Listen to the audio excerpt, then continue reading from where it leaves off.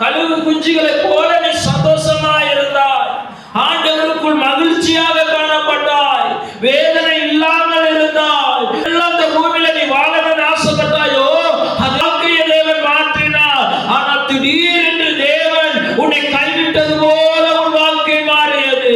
கண்ணீர் நிறைந்த வாழ்க்கை மாறியது. வேதனை நிறைந்த வாழ்க்கை மாறியது. மன அழுத்தம் நிறைந்த வாழ்க்கை ஆனது. ஏன் என் வாழ்க்கை இப்படி நடந்தது? ஏன் என் குடும்பம் இப்படி ஆனது? ஏன் நாங்கள் சிதறினோம்?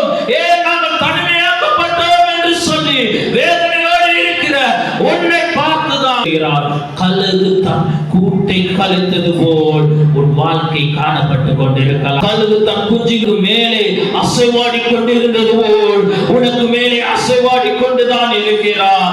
உன்னை கைவிடப்பட்டது போல